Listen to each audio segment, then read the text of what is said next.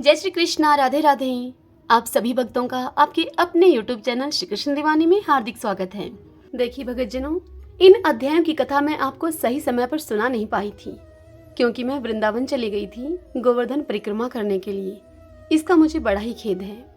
तो आज हम कार्तिक महात्म्य के अध्याय 15 से 18 तक की पूर्ण कथा को सुनेंगे। आज की कथा में हम सुनेंगे जय और विजय का चरित्र तथा सांसर्गिक पुण्य से धनेश्वर का उद्धार, दूसरों के पुण्य और पाप की आंशिक प्राप्ति के कारण तथा मासो उपवास व्रत की संक्षिप्त विधि। तो आइए सर्वप्रथम भगवान का स्मरण करते हुए आप सभी मेरे साथ बोलिए। शांताकारं भुजगशयनं पद्मनाभं सुरेशं विश्वधारं गगन सदृशं मेघवर्णं शुभांगं लक्ष्मीकान्तं कमलनयनं योगिभिर्दयानगमयं वन्दे विष्णुं भवभयहरं सर्वलोकैकनाथं। श्री लक्ष्मीनारायण भगवान की जय। श्री राधा कृष्णाभ्याम नमो नमः। तुलसी शालिग्राम जी महाराज की जय। देखिए भक्तजनों, पिछले अध्याय में हमने ब्राह्मण धर्मदत्त और राक्षसी कलह की कथा सुनी थी, जिसमें ब्राह्मण धर्मदत्त ने उस राक्षसी का उद्धार करने के लिए उसे अपने जन्म से अब तक के किए हुए कार्तिक स्नान व्रत का आधा पुण्य जल संकल्पित करके उसे दे दिया था, जिससे कि उस राक्षसी कलह का उद्धार हुआ। जब विष्णु जी के दूत उस राक्षसी को लेने के लिए आए तो ब्राह्मण धर्मदत्त ने विष्णु दूतों से भगवान विष्णु की प्रीति को किस प्रकार से पाया जा सकता है वह कार्य उनसे पूछे। तब दूतों ने ब्राह्मण को राजा चोल, जो कि मणिमाणक्यों से भगवान की पूजा किया करते थे, और ब्राह्मण विष्णुदत्त, जो कि तुलसी की मंजरी से भगवान का पूजन किया करते थे, उन दोनों की कथा सुनाई। तदंतर आज हम उससे आगे की कथा का श्रवण करेंगे। आज की कथा कुछ लंबी होगी, क्योंकि 4 अध्याय जो सुनेंगे हम आज। आपसे अनुरोध है कि संयम के साथ अंत तक बने रहिए और कथा को पूरी सुनिए। आइए अब कथा का श्रवण करते हैं। ब्राह्मण धर्मदत्त ने पार्षदों से पूछा कि मैंने सुना है कि जय और विजय भी भगवान विष्णु के द्वारपाल हैं।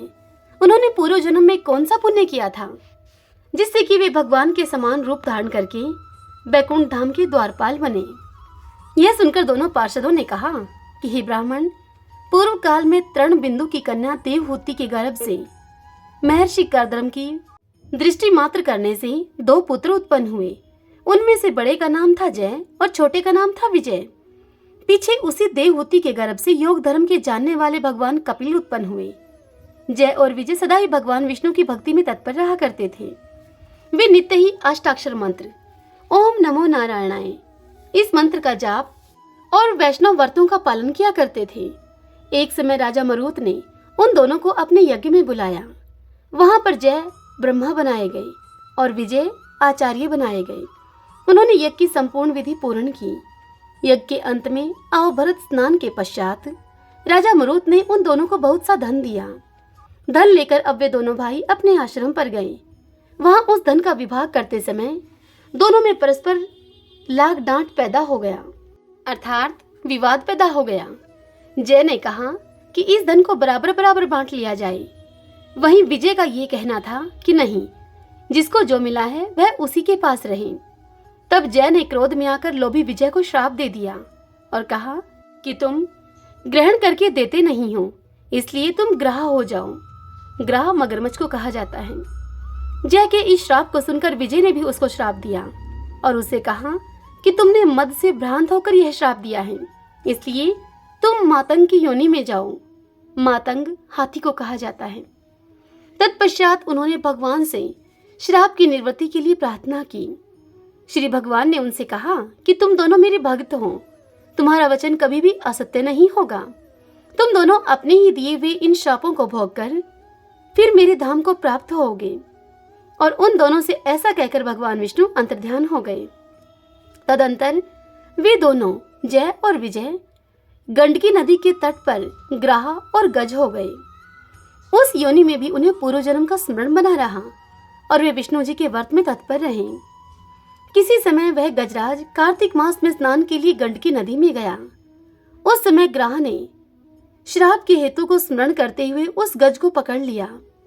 ग्रह से पकड़े जाने पर गजराज ने भगवान रमानाथ का स्मरण किया। तब भगवान विष्णु शंख, चक्र और गदा को धारण किए हुए वहां पर प्रकट हो गए। उन्होंने चक्र चलाकर ग्रह और गजराज दोनों का उद्धार किया और उन्हें अपने ही जैसा रूप देकर उन्हें अपने साथ लेकर वे बैकुंठ धाम को गए। तभी से वह स्थान हरि क्षेत्र के नाम से प्रसिद्ध है। वे ही दोनों विश्व विख्यात जय और विजय हैं, जो भगवान विष्णु के द्वारपाल हुए हैं। हे धर्मदत्त, तुम भी मात्सर्य और दंभ का त्याग करके सदा भगवान विष्णु के व्रत में स्थिर रहो। समदर्शी बनो तुम। तुला, मकर और मेष अर्थात कार्तिक, माघ और वैशाख, इन महीनों में सदैव ही प्रातःकाल तुम स्नान करो। एकादशी व्रत के पालन में स्थिर रहो। तुलसी के बगीचे की तुम रक्षा करते रहो। ऐसा करने से तुम भी शरीर का अंत होने पर भगवान विष्णु के परम पद को प्राप्त होगे। भगवान विष्णु को संतुष्ट करने वाले तुम्हारे इस व्रत से बढ़कर न तो यज्ञ है, न दान ही है और न कोई तीर्थ ही है। हे विप्रवर धर्मदत्त, तुम धन्य हो जिसके व्रत के आधे भाग का फल पाकर वह स्त्री हमारे द्वारा बैकुंठ धाम में लेकर जाई जा रही है। इतनी कथा सुनाकर नारद जी आगे कहते हैं कि हे राजन, धर्मदत्त को इस प्रकार उपदेश करके वे दोनों विमानचारी पार्षद उस कलह को अपने साथ बैकुंठ धाम में लेकर गए। धर्मदत्त जीवन भर भगवान के व्रत में स्थिर रहे और देहावसान के बाद उन्होंने अपनी दोनों स्त्रियों के साथ बैकुंठ धाम को प्राप्त कर लिया। इस प्राचीन इतिहास को जो भी सुनता है, सुनाता है, वह इस जगत गुरु भगवान की कृपा से उनका सानिध्य प्राप्त कराने वाली उत्तम गति को पाता है। श्रीमन नारायण नारायण हरि हरि, भजमन नारायण नारायण हरि हरि। भगवान श्री विष्णु कहते हैं, हे प्रिय, नारद जी के मुख से यह कथा सुनकर राजा पृथु के मन में बड़ा ही आश्चर्य हुआ। उन्होंने नारद जी का भली भांति पूजन करने के बाद उन्हें विदा किया। पूर्व काल की बात है। पूर्व काल में अवंतीपुरी में धनेश्वर नाम का एक ब्राह्मण रहा करता था। वह ब्राह्मण क्रय विक्रय के कार्य से घूमता हुआ किसी समय महिष्मतीपुरी में जा पहुंचा, जहां पर की पापनाशनी नर्मदा सदैव ही शोभा पाती है। वहां कार्तिक का व्रत करने वाले बहुत से मनुष्य अनेक गांवों से स्नान करने के लिए वहां पर आए हुए थे। धनेश्वर ने उन सभी को देखा और अपना सामान बेचता हुआ वह धनेश्वर 1 मास तक वहीं पर ठहरा रहा। वह प्रतिदिन नर्मदा के किनारे घूम घूम कर स्नान, जप और देवता के अर्चन में लगे हुए उन ब्राह्मणों को प्रतिदिन देखता और वैष्णवों के मुख से भगवान विष्णु के नामों का कीर्तन सुनता था।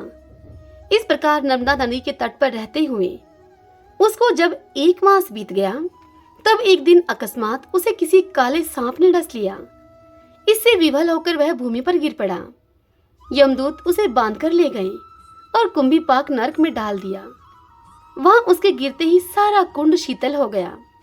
ठीक उसी तरह से जैसे कि पूर्व काल में प्रहलाद जी को डालने से दैत्यों की जलाई हुई आग ठंडी हो गई थी।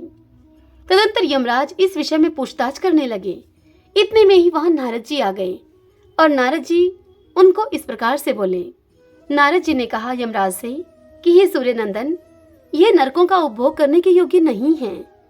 जो मनुष्य पुण्य कर्म करने वाले लोगों का दर्शन, उन लोगों का स्पर्श और उन लोगों के साथ वार्तालाप करता है, वह उनके पुण्य का छठा अंश प्राप्त कर लेता है। यह धनेश्वर तो 1 मास तक श्री हरि के कार्तिक व्रत का अनुष्ठान करने वाले असंख्य मनुष्यों के संपर्क में रहा है। अतः यह उन सबके पुण्य अंश का भागी हुआ है। इसको अनिच्छा से पुण्य प्राप्त हो गया है, इसलिए यह यक्ष की योनि में रहे और पाप भोग के रूप में सभी नरकों का दर्शन मात्र करके ही यम यातना से मुक्त हो जाए। सत्यभामा से इतनी बात बताकर भगवान श्री कृष्ण आगे कहते हैं कि हे प्रिय, इस प्रकार यों कहकर देवऋषि नारद जी वहां से चले गए। तब प्रेतराज ने अर्थात यमराज ने धनेश्वर को नरकों के समीप ले जाकर उनको सारे नरक दिखलाते हुए उनसे कहा कि हे धनेश्वर, महान भय को देने वाले इन घोर नरकों की ओर तुम दृष्टि डालो। इन नरकों में पापी पुरुष सदा ही दूतों के द्वारा पकाए जाते हैं। इन नरकों के पृथक पृथक 84 भेद हैं।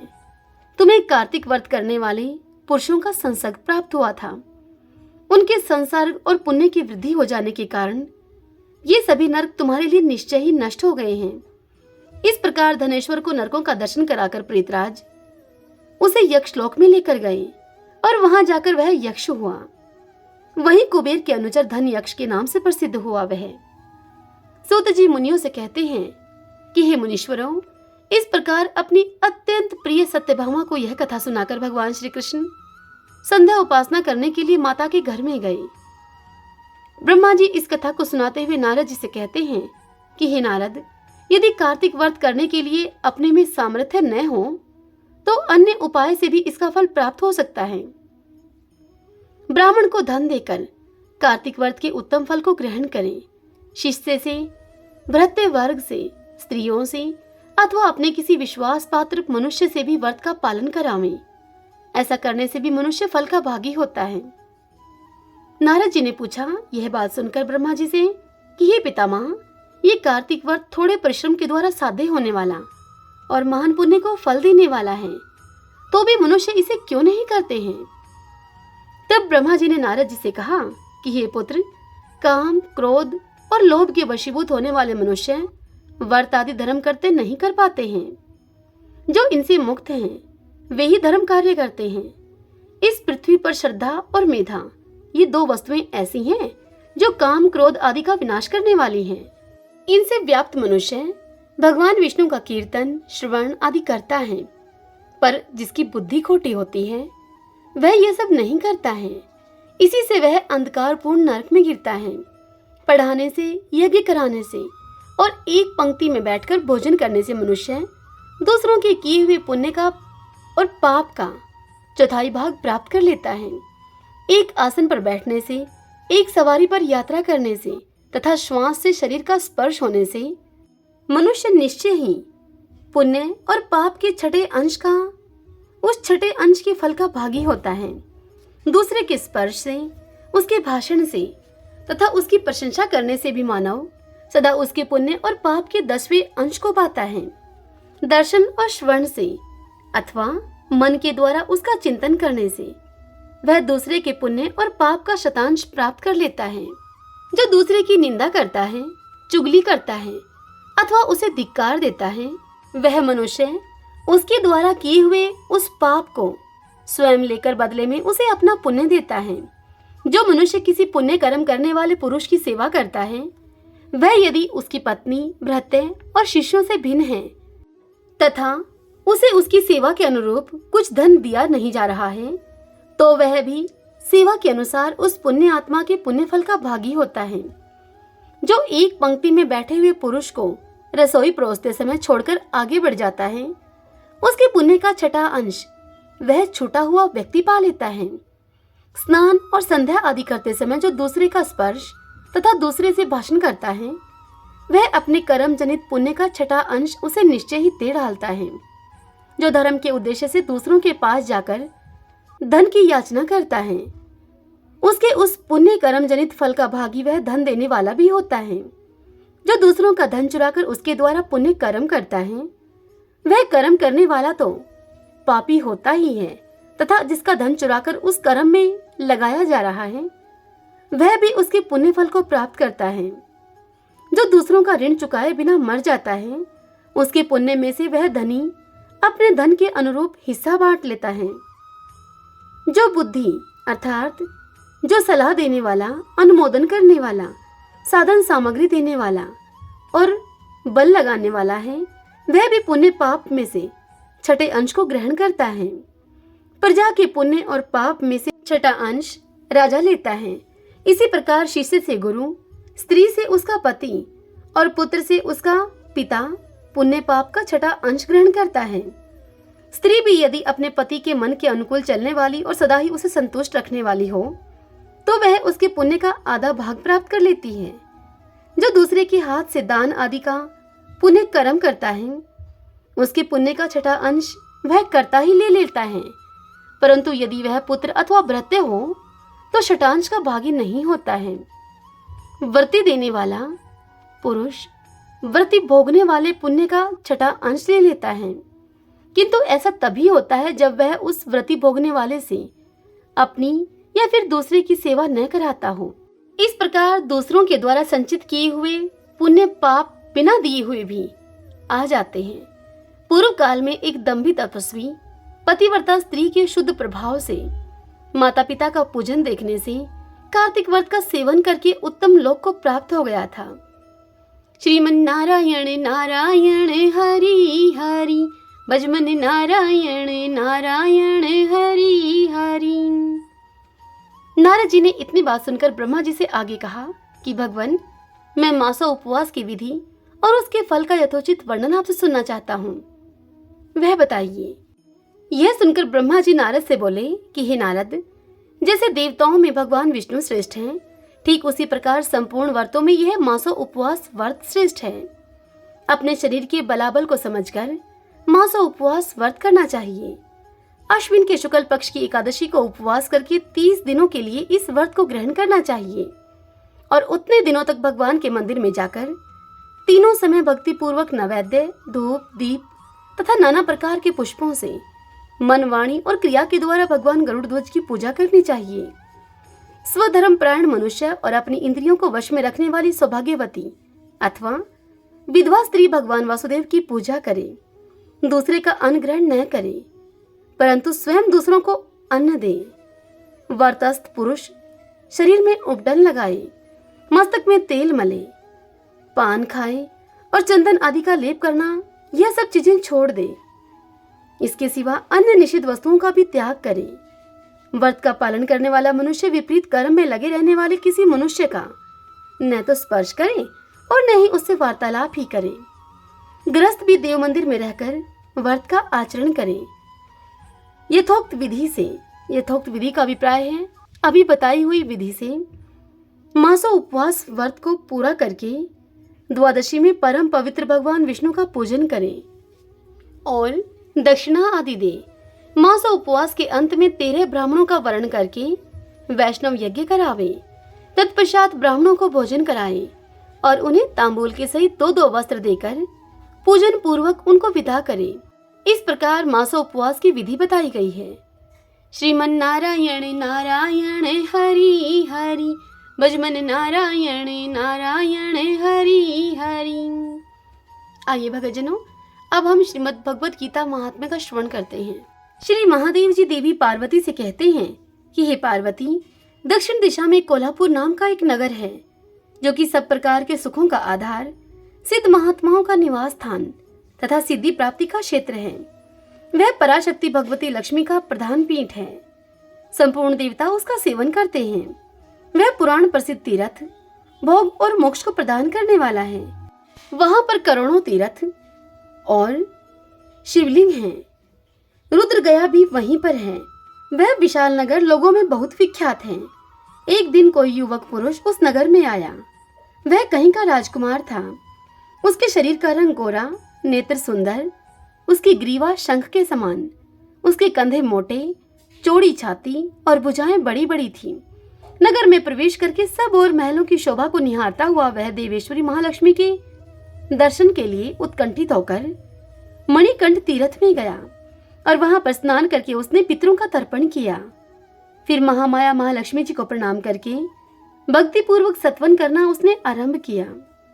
वह राजकुमार बोला सत्वन करते समय देवी लक्ष्मी से कि जिसके हृदय में असीम दया भरी हुई है, जो समस्त कामनाओं को देती है और अपने कटाक्ष मात्र से सारे जगत की सृष्टि, पालन और संहार करती है, उस जगत माता महालक्ष्मी की जय हो। जिस शक्ति के सहारे उसी के आदेश के अनुसार परमेष्टि ब्रह्मा सृष्टि करते हैं, भगवान अच्युत जगत का पालन करते हैं तथा भगवान रुद्र अखिल विश्व का संहार करते हैं, उस सृष्टि, पालन और संहार की शक्ति से संपन्न भगवती पराशक्ति का मैं भजन करता हूँ। हे कमले, योगी जन तुम्हारे चरण कमलों का चिंतन करते हैं। हे कमलालय, तुम अपनी स्वाभाविक सत्ता से ही हमारे समस्त इंद्रिय गोचर विषयों को जानती हो। तुम ही कल्पनाओं के समूहों को तथा उसका संकल्प करने वाले मन को उत्पन्न करती हो। इच्छा शक्ति, ज्ञान शक्ति और क्रिया शक्ति, ये तीनों शक्तियां तुम्हारे ही रूप हैं। तुम परम ज्ञान रूपिणी हो। तुम्हारा स्वरूप निष्कल, निर्मल, नित्य, निराकार, निरंजन, अंतर रहित, आतंक शून्य, अवलंबनहीन और निरामय हैं। हे देवी, तुम्हारी महिमा का वर्णन करने में कौन समर्थ हो सकता है, जो 6 चक्रों का भेदन करके अंतःकरण के 12 स्थानों में विहार करती है। अनाहत ध्वनि, बिंदुनाद और कला, ये जिसके स्वरूप हैं, उस माता महालक्ष्मी को मैं प्रणाम करता हूँ। हे माता, तुम अपने मुख रूपी पूर्ण चंद्रमा से प्रकट होने वाली अमृत राशि को बहाया करती हो। हे माता, तुम ही परा, पश्यंती, मध्यमा और वैखरी नामक वाणी हो। मैं तुम्हें नमस्कार करता हूँ। हे देवी, तुम जगत की रक्षा के लिए अनेक रूप धारण किया करती हो। हे अंबिके, तुम ही ब्रह्मी, वैष्णवी और माहेश्वरी शक्ति हो। वाराही, महालक्ष्मी, नारासिंगी, इंद्री, कौमारी, चंडिका, जगत को पवित्र करने वाली लक्ष्मी, जगन्माता सावित्री, चंद्रकला तथा रोहिणी भी तुम ही हो। हे परमेश्वरी, तुम भक्तों का मनोरथ पूर्ण करने के लिए कल्पलता के समान हो। मुझ पर तुम प्रसन्न हो जाओ। उस राजकुमार के इस प्रकार स्तुति करने पर भगवती महालक्ष्मी अपना साक्षात स्वरूप धारण करके उसे बोली कि राजकुमार, मैं तुम पे प्रसन्न हूँ, तुम कोई उत्तम वरदान मांगो। यह सुनकर वह राजपुत्र बोला देवी लक्ष्मी से कि माँ, मेरे पिता राजा बृहद्रथ अश्वमेध नामक महान यज्ञ का अनुष्ठान कर रहे थे। वे दैवयोग से रोगग्रस्त होकर स्वर्गगामी हो गए हैं। इसी बीच में यूप से बंधे हुए, उस यूप में बंधे हुए मेरे यज्ञ संबंधी घोड़े को, जो कि समूची पृथ्वी की परिक्रमा करके लौटा था, किसी ने रात्रि में बंधन काटकर कहीं अन्यत्र उस घोड़े को पहुंचा दिया है। मैं अपने उसी घोड़े की खोज में मैंने कुछ लोगों को यहाँ भेजा था, किंतु वे कहीं भी उसका पता न लगाकर जब खाली हाथ वापस लौट आए, तब मैं समस्त ऋत्विजों से आज्ञा लेकर तुम्हारी शरण में आया हूँ। हे देवी, यदि तुम मुझ पर प्रसन्न हो तो मेरे यज्ञ का घोड़ा मुझे मिल जाए, जिससे कि मेरा यज्ञ पूर्ण हो सके। तभी मैं अपने पिता महाराज का ऋण उतार सकूंगा। शरणागतों पर दया करने वाली है जगजननी लक्ष्मी, जिससे मेरा यज्ञ पूर्ण हो सके, आप वह उपाय कीजिए। यह सुनकर देवी लक्ष्मी ने कहा कि राजकुमार, मेरे मंदिर के दरवाजे पर एक ब्राह्मण रहते हैं, जो कि लोगों में सिद्ध समाधि के नाम से विख्यात हैं। वे मेरी आज्ञा से तुम्हारा सब काम पूर्ण कर देंगे। महालक्ष्मी के इस प्रकार के कहने पर राजकुमार उस स्थान पर गए जहां पर की सिद्ध समाधि रहते थे। उनके चरणों में प्रणाम करके राजकुमार चुपचाप हाथ जोड़कर उनके सामने खड़ा हो गया। तब उस ब्राह्मण ने कहा राजकुमार से कि तुम्हें माताजी ने यहाँ भेजा है। अच्छा, देखो, अब मैं तुम्हारा सारा अभिष्ट कार्य सिद्ध कर देता हूँ। यूं कहकर मंत्रवेता ब्राह्मण ने सभी देवताओं को वहां खींचा। राजकुमार ने देखा कि उस समय सभी देवता हाथ जोड़कर थरथर कांपते हुए वहां ब्राह्मण के सामने खड़े हो गए हैं। तब उन श्रेष्ठ ब्राह्मण ने समस्त देवताओं से कहा कि हे देवगणों, इस राजकुमार का आशु, जो कि यज्ञ के लिए निश्चित हो चुका था, रात में देवराज इंद्र ने चुराकर अन्यत्र कहीं पहुंचा दिया है। उसे शीघ्र ही तुम लेकर आओ। तब देवताओं ने मुनि के कहने से यज्ञ का घोड़ा लाकर दे दिया। इसके बाद उन्होंने उन्हें जाने की आज्ञा दी। देवताओं का आकर्षण देखकर तथा खोए हुए अशोक को पाकर राजकुमार ने उन मुनि के चरणों में प्रणाम करके उनसे कहा।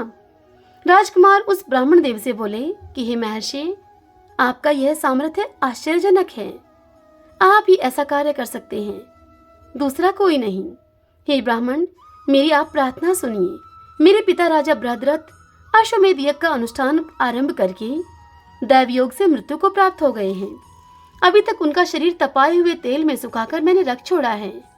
हे साधु श्रेष्ठ, आप उन्हें पुनः जीवित कर दीजिए। यह सुनकर महामुनि ब्राह्मण ने किंचित मुस्कुराकर कहा कि चलो, जहां यज्ञ मंडप में तुम्हारे पिता मौजूद हैं, मुझे वहीं ले चलो। तब सिद्ध समाधि ने राजकुमार के साथ वहां जाकर जल को अभिमंत्रित किया और उसे उस शव के मस्तक पर रखा। उस जल के रखते ही राजा सचेत होकर उठकर बैठ गए। फिर उन्होंने ब्राह्मण को देखकर उनसे पूछा कि हे धर्म स्वरूप, आप कौन हैं? तब राजकुमार ने महाराज से पहले का सारा हाल कह सुनाया। राजा ने अपने को पुनः जीवन दान देने वाले उस ब्राह्मण को नमस्कार करके उनसे पूछा कि हे ब्राह्मण, किस पुण्य से आपको यह अलौकिक शक्ति प्राप्त हुई है? राजा के इस प्रकार यों कहने पर उन ब्राह्मण ने मधुर वाणी में राजा से कहा कि राजन, मैं प्रतिदिन आलस्य को छोड़कर गीता के 12वें अध्याय का निरंतर पाठ किया करता हूँ। उस 12वें अध्याय का जप करता हूँ, उसी से मुझे यह शक्ति मिली है जिससे कि तुम्हें जीवन प्राप्त हुआ है। यह सुनकर ब्राह्मणों के सहित राजा ने उन ब्रह्म ऋषि से गीता के 12वें अध्याय का अध्ययन किया। उसके महात्म्य से उन सभी की सद्गति हो गई। दूसरे दूसरे जीव भी उसके पाठ से परम मोक्ष को प्राप्त हो चुके हैं। हरिओम तत्सत। श्रीमन्नारायण नारायण हरि हरि, भजमन नारायण नारायण हरि हरि। आइए अब हम कार्तिक मास में सुनी जाने वाली पावन कथा का श्रवण करते हैं। एक ब्राह्मण था, वह रोज पीपल में जल चढ़ाता था। पीपल में से रोज एक लड़की कहती थी कि पिताजी मैं तुम्हारे साथ चलूंगी। यह विचार करके ब्राह्मण अब सूखने लगा।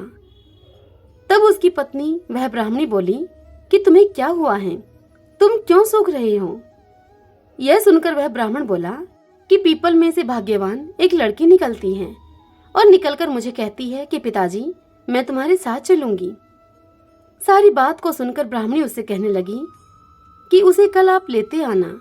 जहाँ हमारे 6 लड़कियां हैं वहाँ 7वीं भी सही, वह अपना भाग्य लेकर आएगी। कल आप ऐसा करना, उसे अपने साथ लेकर घर आना।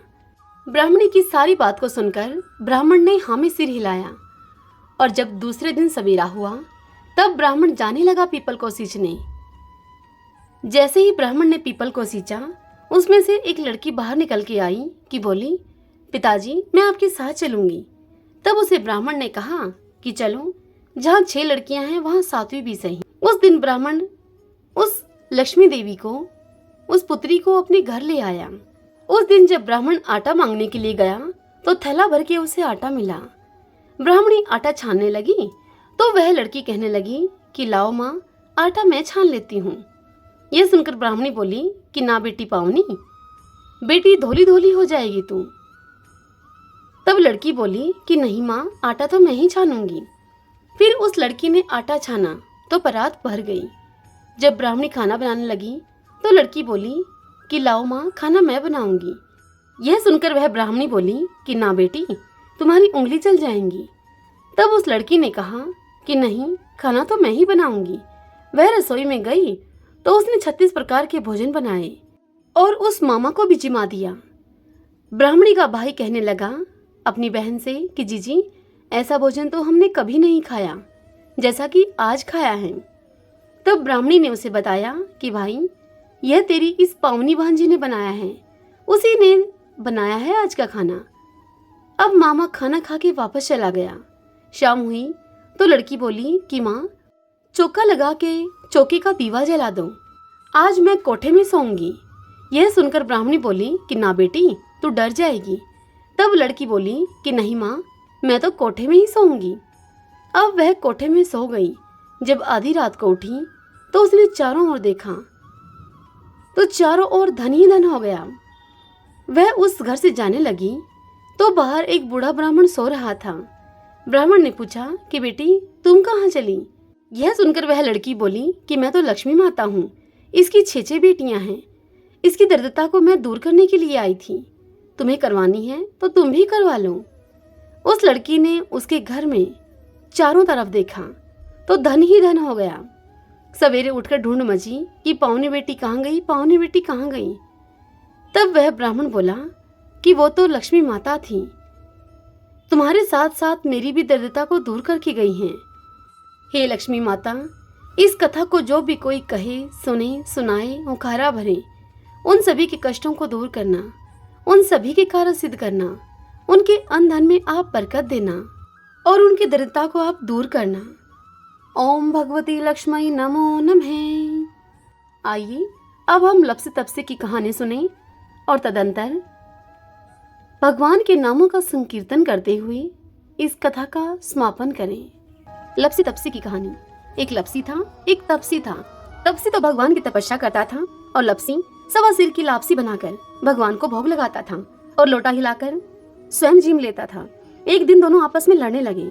लप्सी बोला मैं बड़ा हूँ, तपसी बोला मैं बड़ा हूँ। इतने में ही वहाँ नारद जी आ गए और उनसे पूछने लगे कि तुम क्यों लड़ रहे हो। तब यह देखकर लप्सी ने कहा कि मैं बड़ा हूँ और तपसी ने कहा मैं बड़ा हूँ। तपसी बोला कि मैं सारे दिन भगवान की पूजा करता हूँ। ये सुनकर नारद जी बोले कि तुम लड़ो मत, मैं तुम्हारा फैसला कल कर दूंगा। दूसरे दिन तपसी नहा धोकर आ रहा था तो नारद जी ने उसकी परीक्षा लेने के लिए 1.25 करोड़ की मोंदड़ी अंगूठी को कहा जाता है, उसके सामने तपसी के सामने 1.25 करोड़ की मोंदड़ी फेंक दी। यह देखकर तपसी लालच में आ गया और उसने अपना घुटना उठाकर वह अंगूठी अपने घुटने के नीचे दबा ली और फिर से लग गया तपस्या करने। लपसी सुबह उठा, नहा धोकर 1.25 सेर की उसने लापसी बनाई। तदंतर भगवान को भोग लगाकर लोटा हिलाकर अब जीमने ही लगा था कि इतने में नारद जी वहां पर आ गए। नारद जी ने लपसी के सामने भी अंगूठी फेंकी थी, लेकिन लपसी उसने कुछ ध्यान नहीं दिया। उसने अंगूठी को देखकर भी अनदेखा कर दिया। अब नारद जी उसके सामने आ गए और उन दोनों को बिठाया। तब दोनों ने फिर से पूछा कि बताइए प्रभु, कौन बड़ा है? तपसी बोलने लगा कि मैं बड़ा हूँ। नारद जी ने कहा कि तू अपना घुटना उठा। घुटना उठाया तो 1.25 करोड़ की अंगूठी निकली। यह देखकर नारद जी बोले कि यह अंगूठी तो तूने चुराई है, इसलिए तेरी तपस्या अब भंग हो गई है, इसलिए अब से लपसी बड़ा है। यह सुनकर तपसी कहने लगा कि महाराज, मेरी तपस्या का फल मुझे कैसे मिलेगा? तब नारद जी बोले कि तेरी तपस्या का फल कार्तिक नहाने वाले तुझे देंगी। और फिर नारद जी कहने लगे कि सबकी कहानी कहकर यदि तेरी कहानी नहीं कहेंगी तो कार्तिक का फल उनका खत्म हो जाएगा और उनका वह पुण्य फल तुम्हें मिलेगा। हरि ओम तत्सत। ओम नमो भगवते वासुदेवाय। आइए अब हम कार्तिक भगवान की आरती करते हैं। आरती उतारू मारा कार्तिक भगवान की, आरती उतारू मारा कार्तिक भगवान की। ठाकुर जी की सेवा में मैं राम नाम बोलती, ठाकुर जी की सेवा में मैं राम नाम बोलती। गाय की सेवा में मारे गोबर पानी बाड़ा में, गाय की सेवा में मारे गोबर पानी बाड़ा में। तुलसी जी की सेवा में मारे तुलसी फल फूल आंगन में, तुलसी जी की सेवा में मारे तुलसी फल फूल आंगन में। आरती उतारू मारा कार्तिक भगवान की, आरती उतारू मारा कार्तिक भगवान की। ठाकुर जी की सेवा में मैं गंगा जल से नहाती, ठाकुर जी की सेवा में मैं गंगा जल से नहाती। गाय की सेवा में मारे दूध दही बिलोना में, गाय की सेवा में मारे दूध दही बिलोना में। तुलसी जी की सेवा में मार बरकत है घर आंगन में, तुलसी जी की सेवा में मार बरकत है घर आंगन में। आरती उतारू मारा कार्तिक भगवान की, आरती उतारू मारा कार्तिक भगवान की। ठाकुर जी की सेवा में तिलक लगो मर माथा में, ठाकुर जी की सेवा में मार तिलक लगो मर माथा में। गाय की सेवा में मारे घी धरो से घिलड़ी में, गाय की सेवा में मारे घी धरो से घिलड़ी में। तुलसी जी की सेवा में मर दीवा बाती क्यारा में, तुलसी जी की सेवा में मर दीवा बाती क्यारा में। आरती उतारू मारा कार्तिक भगवान की, आरती उतारू मारा कार्तिक भगवान की। ठाकुर जी की सेवा में माखन मिश्री डोना में, ठाकुर जी की सेवा में माखन मिश्री डोना में। गाय की सेवा में मारे छाछ राबड़ी थाली में, गाय की सेवा में मारे छाछ राबड़ी थाली में।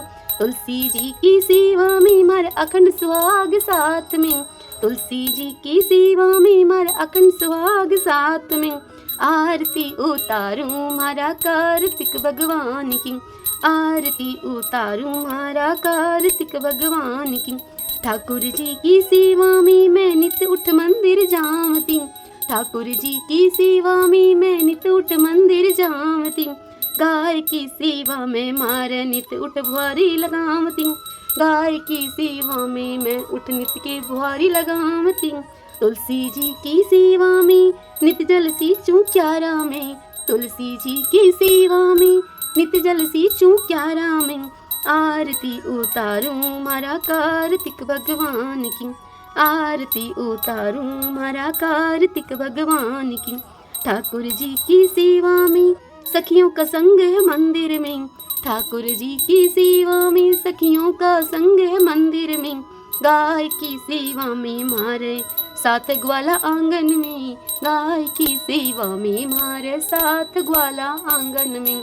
तुलसी जी की सेवा में मारे घर वाला मारे साथ में, तुलसी जी की सेवा में मारा घर आला मारे साथ में। आरती उतारूं मारा कार्तिक भगवान की, आरती उतारूं मारा कार्तिक भगवान की। ठाकुर जी की सेवा में मैं तुलसी माला फेरती, ठाकुर जी की सेवा में मैं तुलसी माला फेरती। गाय की सेवा में मारे गले गल श्री सोना की, गाय की सेवा में मारे गले गल श्री सोना की। तुलसी जी की सेवा में मारे सिर पर चुंदड़ी लाल है, तुलसी जी की सेवा में मारे सिर पर चुंदड़ी लाल है। आरती उतारूं मारा कार्तिक भगवान की, आरती उतारूं मारा कार्तिक भगवान की। ठाकुर जी की सेवा में मैं बैकुंठा में जावती, ठाकुर जी की सेवा में मैं बैकुंठा में जावती। गाय की सेवा में मैं पापों से मुक्ति पावती, गाय की सेवा में मैं पापों से मुक्ति पावती। तुलसी जी की सेवा से मैं सातों जन्म सुख पावती, तुलसी जी की सेवा से मैं सातों जन्म सुख पावती। आरती उतारूं मारा कार्तिक भगवान की, आरती उतारूं मारा कार्तिक भगवान की। सभी बोलिए कार्तिक भगवान की जय। आइए अब हम भगवान के नामों का कीर्तन करते हुए कथा के समापन की ओर चलें। श्री कृष्ण गोविंद हरि मुरारी, हे नाथ नारायण वासुदेव। श्री कृष्ण गोविंद हरि मुरारी, हे नाथ नारायण वासुदेव। श्री कृष्ण गोविंद हरि मुरारी, हे नाथ नारायण वासुदेव। श्री कृष्ण गोविंद हरि मुरारी, हे नाथ नारायण वासुदेव। श्री कृष्ण गोविंद हरि मुरारी, हे नाथ नारायण वासुदेव। ओम श्री राधा कृष्णाभ्याम नमो नमः। श्री लक्ष्मी नारायण भगवान की जय। आशा करती हूँ भगतजनों आज की यह कथा आपको पसंद आई होगी। यदि ऐसा हो तो इस वीडियो को लाइक करें, अपने अपनों के साथ शेयर करें और कमेंट बॉक्स में ओम नमो भगवते वासुदेवाय लिखें। और यदि आपने अभी तक हमारे इस चैनल श्री कृष्ण दीवानी को सब्सक्राइब नहीं किया है तो आप जरूर करें। बेल आइकन के बटन को भी प्रेस कर लीजिएगा ताकि आपको आने वाले नए वीडियोस की सभी नोटिफिकेशन टाइम से मिल सके। हरे कृष्णा।